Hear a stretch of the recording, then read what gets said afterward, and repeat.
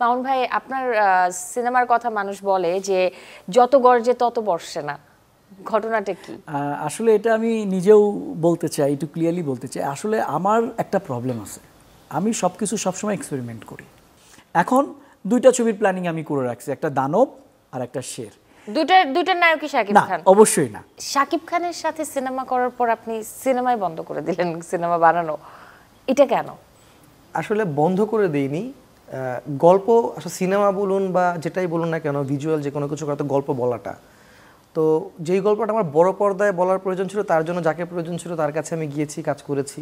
এখনো গল্প বলে যাচ্ছে, হয়তো ছোট পরিসরে। আবার যখন মনে হবে যে না, এই গল্পটা বড় পর্দায় বলা জরুরি বা সেটার আয়োজনটা জরুরি, তখন আবার সেখানে আবার ফেরত যাবো, কোনো সমস্যা নেই। আর এটা হচ্ছে আসলে অফিসিয়াল কথা। আর আনঅফিসিয়ালি যদি বলতে চাই, যদি পুরোটাই গণমাধ্যমে বলা হচ্ছে, যেই গল্পগুলো আসলে আমরা বলতে চাই বা যেই গল্পগুলো আসলে আমি দেখাতে চাই মানুষকে, ওরকম আসলে পৃষ্ঠপোষকতার কিছুটা অভাব রয়েছে। এখন আপনি জানেন যে পেশাদার প্রোডাকশন হাউস, মামুন ভাই কিছুক্ষণ আগেই বললেন যেটা, যে অনেক কম আমাদের এখানে। তো ওই জিনিসটার একটা অভাব তো বোধ তো অবশ্যই আছে। সিনেমা আসছে, যেগুলো আসছে, যে গল্পগুলো পড়ছি, যেই প্রযোজক দেখছি, আসলে মনে হচ্ছে যে না, এত বড় ক্যানভাসে একটা কাজ করার পরে এই কাজগুলো করাটা আসলে আমার জন্য ক্ষতিগ্রস্ত হব আমি নিজে। এই জন্য আসলে নিজে একটু সময় নিচ্ছি, ভালো কিছু নিয়ে আসতে চাই আসলে সবকিছু। প্লিজ তাড়াতাড়ি চলে আসুন, কারণ প্রথম সিনেমাটা আপনার সম্ভবত 103 হলে মুক্তি পেয়েছিল। সো এরপরে কিন্তু দর্শক আরো অপেক্ষায় ছিল যে পরের সিনেমাটা কোন ব্লাস্ট নিয়ে আসবে। সো যখন আপনি আর আসছেন না, তখন নানা রকম প্রশ্ন তৈরি হয়, এটাই স্বাভাবিক।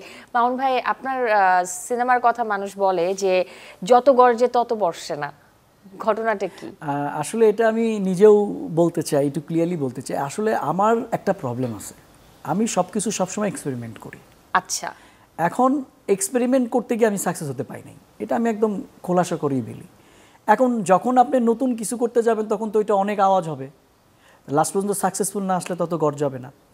লাইক আমি করোনার সময় যখন কেউ সাহসী পায় না 20 লাখ টাকার কন্টেন্ট বানানোর, তখন কিন্তু আমি মেগা স্টার শাকিব খানকে নিয়ে 2.5 কোটি টাকা দিয়ে কন্টেন্ট বানিয়েছি, তাও ওটিটির জন্য। আচ্ছা আসেন, এখন আবার বানাইলাম দরদ, কি হলো, প্যান ইন্ডিয়া ফিল্ম বানাইতে হবে। কারো মাথায় কোনোদিন আইডিয়াই ছিল না বাংলাদেশ থেকে একটা প্যান ইন্ডিয়া ফিল্ম বানাবে। কিন্তু লাস্ট যে কয়টা সিনেমা শাকিব খানের মুক্তি পেয়েছে সবগুলোই হিট হয়েছে, এক্সেপ্ট এইটা কিন্তু যদি আমি বলি, লাস্ট শাকিব খানের যতগুলো ছবি হিট হয়েছে ঈদে রিলিজ হয়েছে, দরদ এক্সেপশনাল, ওই জন্যই আমি ওয়ার্ডটা উচ্চারণ করছি।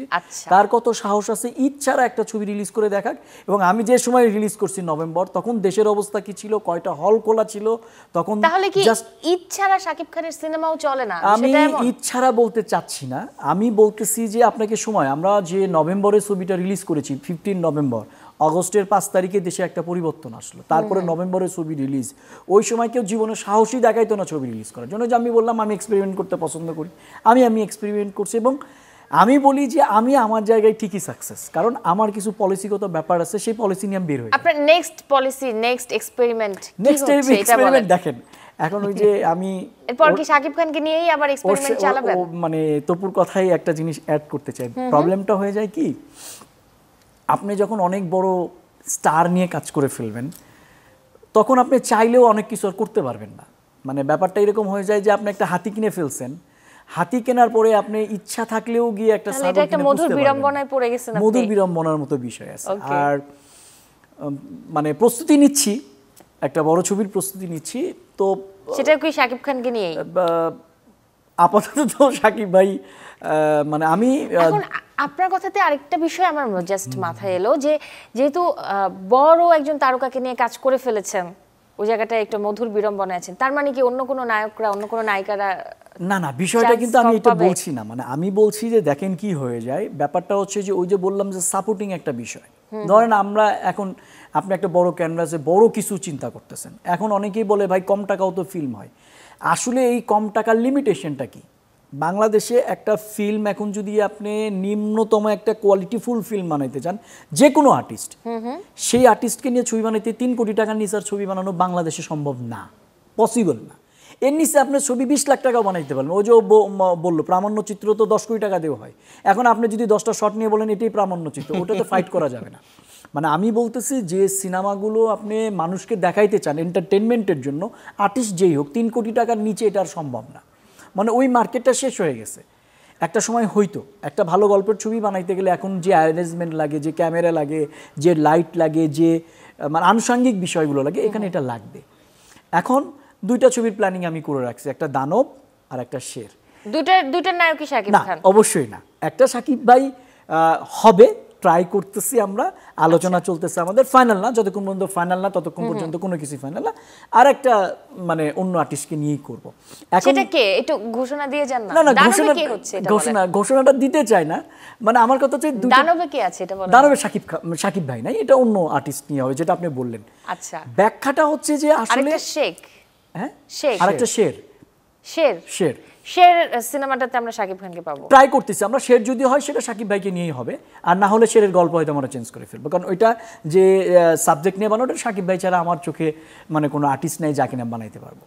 আচ্ছা, বিষয়টা এই জায়গায় যদি হয় ছবিটা, তাহলে শাকিব ভাইকে নিয়ে হবে, না হলে শের হবে না, অন্য কোনো ফিল্ম হবে। তপু খানের আপডেট জানতে চাই এবারে। আমি আসলে গল্প নিয়ে কাজ করছি, আমি একটা থ্রিলার কাজ শুরু করব হয়তোবা এবছরের শেষের দিকে। তো ওটা গল্প এগিয়েছে, এখন প্রযোজকের সাথে কথোপকথন চলছে, আমরা স্ক্রিপ্টিংয়ে যাচ্ছি খুব দ্রুতই, এই মাসে স্ক্রিপ্টিংয়ে যাচ্ছি। বাকিটা আসলে আনুষ্ঠানিকভাবে বলতে চাই যখন আসলে সবাই অনবোর্ড হয়ে যাবে। ওকে, অসংখ্য ধন্যবাদ দুজনকে। আজকে চ্যানেল 24 এর সাপ্তাহিক বিনোদনের আয়োজন Tibet luxuries presents colours 24 powered by Typhoon fabric কেয়ারে পেয়েছি, এবং নানা গল্প আড্ডায় নানা কিছু জানতেও পেরেছি। দুজনের আগামীর জন্য অনেক অনেক শুভকামনা রইল। আর আশা থাকবে যে চলচ্চিত্র সংশ্লিষ্ট যারা দায়িত্বশীল পদে রয়েছে তারাও সকল সংকট দূর করতেই কাজ করবে সবসময়।